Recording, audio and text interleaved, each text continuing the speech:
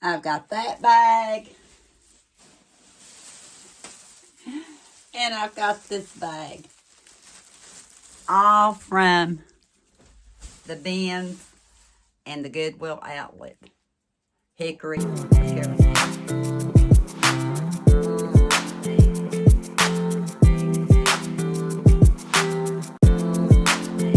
Yeah, when we went and seen Jan, we all went to the bins.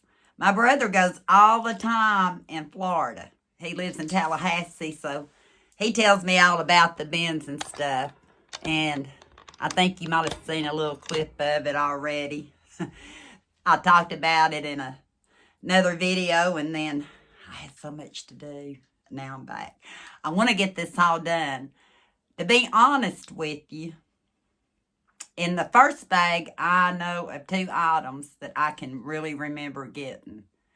The rest of them, I can't remember. So we're going to see what I bought at the Goodwill outlet. This was where they were priced, individually. I seen this. Oh, I remember this now. I seen this going in the door. Look at that. Is that not pretty? Grapes, leaves, that apple, pear. Yeah. I got it for $1. Yeah, $1. I know Goodwill here in Tennessee, there's certain days they have Senior Citizen Day, and I think it used to be 25% off. I don't know what it is now. It seemed like I heard there, or Carnes, they said something about 10%. I don't remember. So I asked the cashier, the guy that was checking us out, is it Senior Citizen Day? He said no. I didn't think it was, but there's not anything wrong with that basket. And like I said, I found it as soon as I went in the store. See what I mean? With my memory, certain things will trigger. I'd forgot about it. But then when I seen it, I remembered. See what else I decided to get at the Goodwill outlet. Oh, yeah. And I believe this is for men. It's a casual quarter zip pullover and extra large. But these are the kind of outfits, tops. See how big and loose I can wear things under it. I actually got it for me. I mean, if my husband or Eli want to wear it, they can. But for wintertime, just like in these, I like things that are loose. And I liked it because it had a zipper. I'm not much into crew necks. This is fine because it's not, real high up. But that has a zipper so I can zip it down enough. It's extra large. It doesn't have the price on it. I hope I got a ticket. I don't even know how much I paid for it. I say it wasn't much at the Goodwill. But I don't see a price on it. So we'll see what happens if I find a price.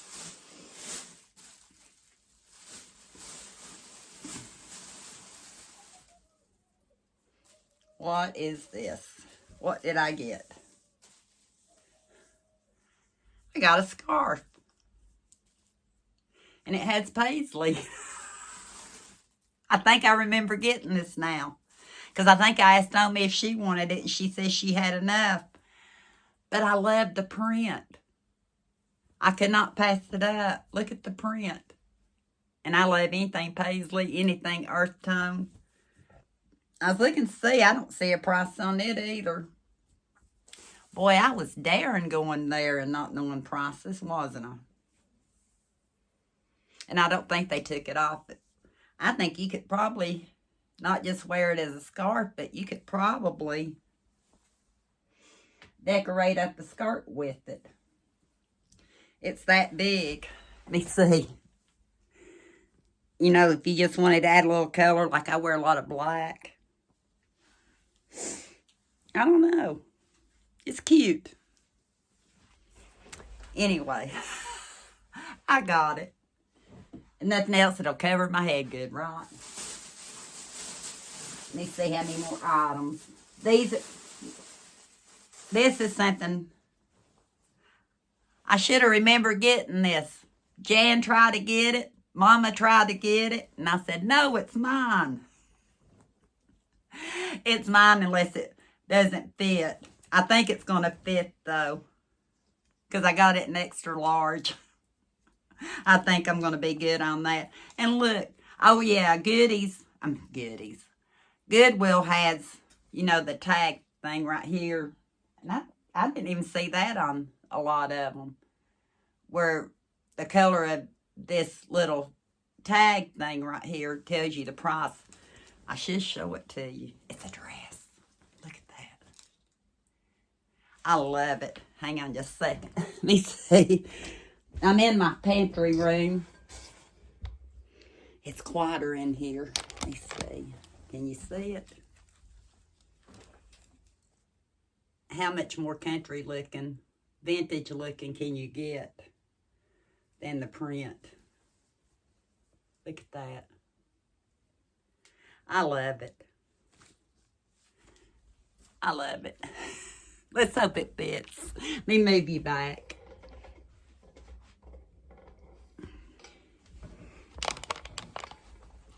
How did I forget about that one? Yeah, because they both, Jan and Mama, tried to take it from me. This I remembered. Jan showed it in her Blue Bins haul already. Like I said, all this stuff has to be washed. I think she got hers in the blue bin, which means cents. Just cent pennies. I had to get mine at the Goodwill. And you'll have seen in a Walmart haul where I bought another one of these. This one is not what do you call it? Walmart brand. But me, Yomi, and Jan all have the red plaid with green nightgowns. I was actually going to go to Walmart and get one because Omi had got them and hers had pockets. And I said, I don't think my older ones had pockets. And they were $16.97, I think, at Walmart. But I thought, I've got to get that. And did it have pockets? It's got pockets. Let me see here. And it looks brand new. See, it's got pockets. Doesn't really look like it's ever even been. But for $4.99, that saved me $12. So you can't beat that. I got this next piece, not knowing if it was vintage or not. Because I'm looking for more antique, vintage-looking items to add to my collection of them, which one of these days I'll show. Omi called it a wheat pattern. I'm thinking it's a daisy pattern. And I'm thinking it was Pyrex. Let me see. I'll just show it to you first. See? Is that not pretty? A casserole dish with the lid for $15. If I find it on the internet before I post this video, I will tell you whether I found out if it's vintage or not. Even if not, it's still well worth $15. In my head, trying to think about showing it to you, I was thinking I gave $12, but I gave $15 for it. I'm going to get the scissors so I can take the plastic wrap off the bottom and I'll be back. Well, once I took all the wrap off, I found out it's a glass bake. That's why when I was hunting up Pyrex casseroles, I couldn't find it. It's a glass bake from the 1970s. Yeah, so it's definitely vintage. I looked on Etsy, yeah, this one's Etsy. And one kind of similar to it without the lid, they had marked down from $15 to $12 plus $12.50 delivery without the lid. So I think $15 was a good deal. And it is called a green primrose daisy design, which I thought the bigger flowers looked like they were daisy. But there it is on one of them. one of many I found. So I'm not going to say it's a rare one, but yeah. That was all I got at the Goodwill outlet while I was there. But one reason I've really been focusing a lot on my vintage stuff, and I know a lot of people like to see certain things, and I know a friend of mine, you know who you are, have asked, so that's why I'm kind of sitting in this area so you can see a little bit. But a few years back, we went to West Knoxville and I bought these books. I can't remember how much I gave for them. I'm thinking no more than $20. And I kept them. I think they're all in here. And from time to time, I get them out and I look at them. And some of these pieces that I have, I think I'm going to start cooking in. This one says our favorite recipes, old and new. And I bought it as a set, so all these happen to be in it, and you can tell they've been used and loved. The compiled by the Marthas of the Congregational United Church of Christ in 1968. And I love looking at these books and seeing what they made. This is the decade I grew up in. I actually was in first grade in 68. Oh, I come up on salmon loaf. Omi might like this recipe. So, I want to start cooking out of some of these. I've got them. I enjoy them. Like I said, I keep these together just because this one's called the kitchen cabinet. And it was actually a Christmas gift. 1943. And it was copyright in 1938. 1938. This book, 6th printing. I love this book. I can't help when I look at this one to think of Blondie off of, what was it called? Daggered and something Blondie, and he'd holler, Blondie! Kenny used to say that to me all the time. So she kind of reminded me of Daggered and Blondie. That one did. And they had a son. But the only thing about this book is the writing is real small. But can you believe this is a book from 1943, a year after Omi was born. No, 1938, before Omi was born. This printing came out, this particular book came out a year after, a reprint. Hi, Lexi. Pillsbury, from the Pillsbury 500 Grand National Recipes, 100,000 Recipe and Baking Contest, 1954. And it was 25 cents back in 1954. How did I get off on these cookbooks? I guess because I'm sitting back here in my pantry. I never talk about these. They're not stuff I bought recently. It's not stuff I've ever shared. Might as well share right now. I've got a lot of other stuff. Lemon cheese pie. I love me some good lemon cheese pie. They made $1,000. Lemon cheese pie. That looks good. Let me see. It tells you the winners, I think. Let me see here. Oh, it's telling you the contest in 1954 for the rules. Omi would like this one. Creamy rhubarb pie. We just had strawberry and rhubarb when she was here. But yeah, 1954, this is a year before my husband was born. He was born in 55. Yeah, we're vintage. Oh, here's one from 1955, the year my husband was born. shows a pie on the front.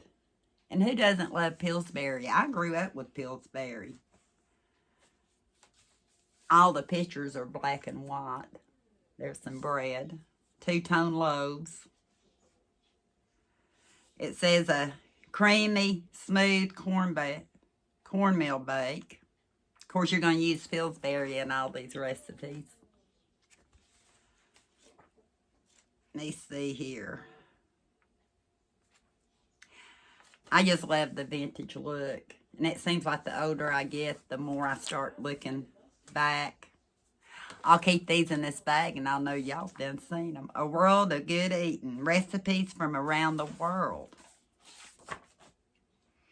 Tested in the kitchen of a New England housewife. And published for the enjoyment of many American families. 1951.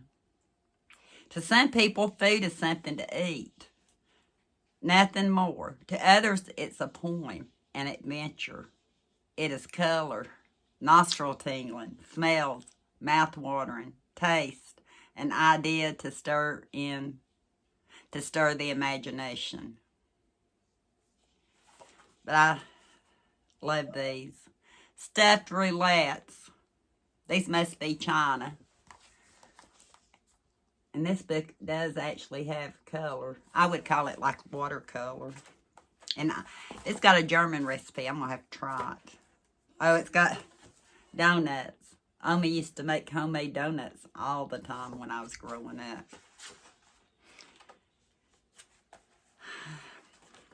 I don't see Scandinavia, Poland.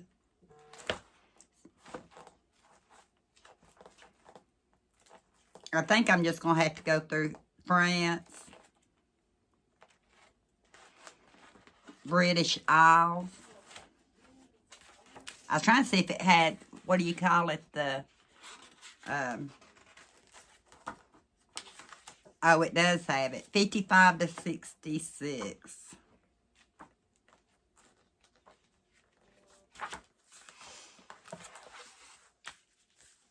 There's where it starts the German recipes. This is what I do when I'm not on camera. Anise drops. Zitronen Brachin. I don't know what that is. Secret salad.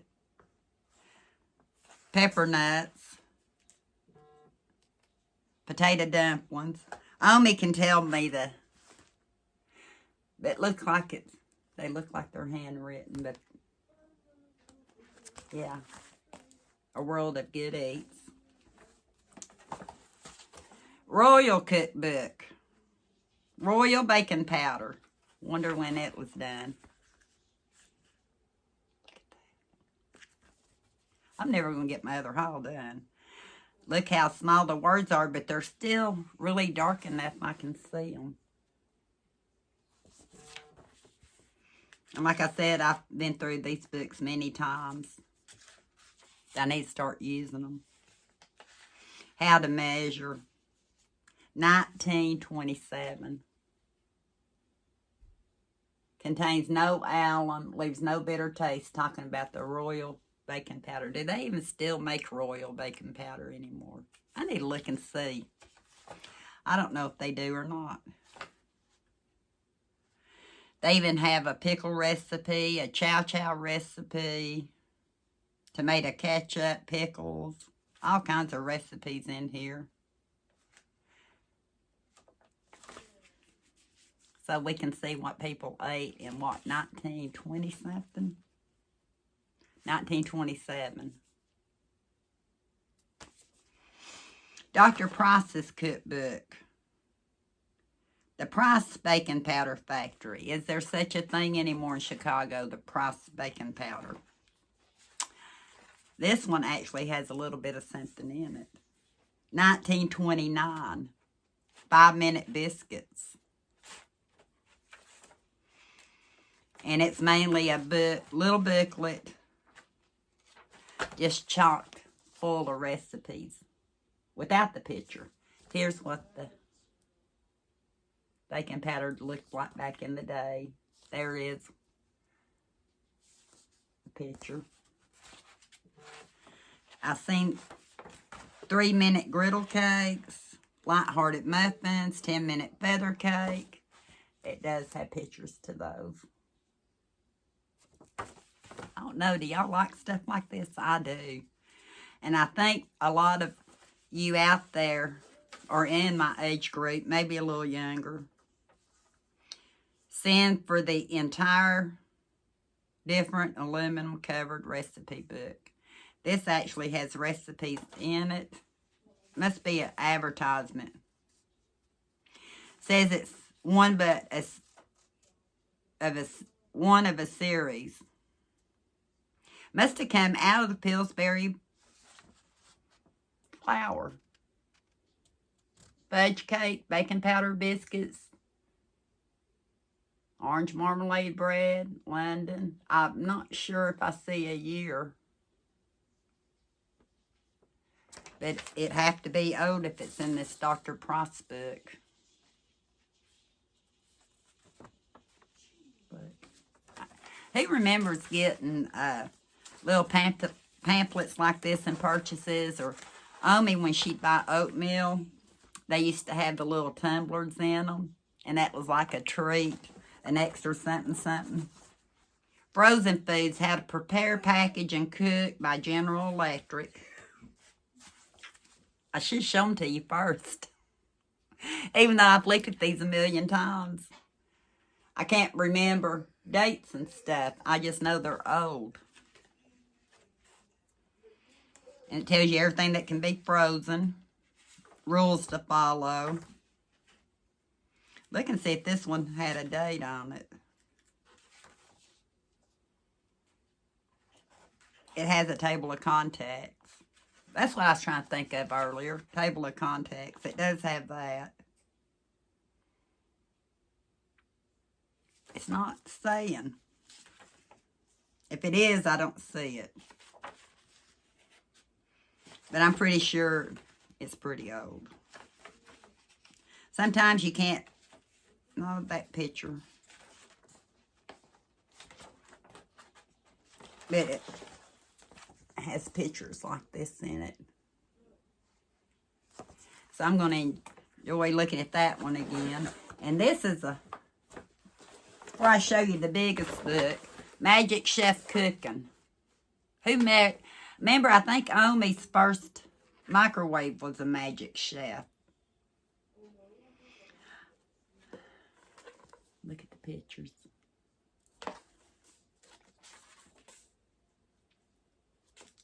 American Stove Company in Cleveland. Price $1 for this book. 1935. 1935. Year my dad was born. Sponge loaf cake. Very easy. Cup of pastry flour, cup of sugar, 4 eggs, 3 tablespoons of water, and 1 teaspoon vanilla. Vanilla. I said vanilla. Oh, I love rice pudding. Omi used to make rice pudding for us growing up. Cranberry pie, cherry pie, horseradish sauce. Yeah. Can you believe Magic Chef goes back that far? The Household Searchlight Recipe Book. This one I probably need to clean a little bit. 1935 again. And it has index like this. See all those? So I can just go to frozen dessert, candies, cakes. Let's see, what do we want to make today? Let's see if they did iced coffee back in the day. I bet I'm not going to find iced coffee. I haven't looked. Carbonated and fruit drinks.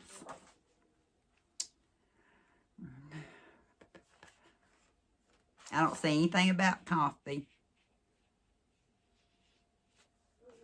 How dare them? All kinds of cocoa. Oh, yeah, they do. Iced coffee. Let me see. How do they make iced coffee?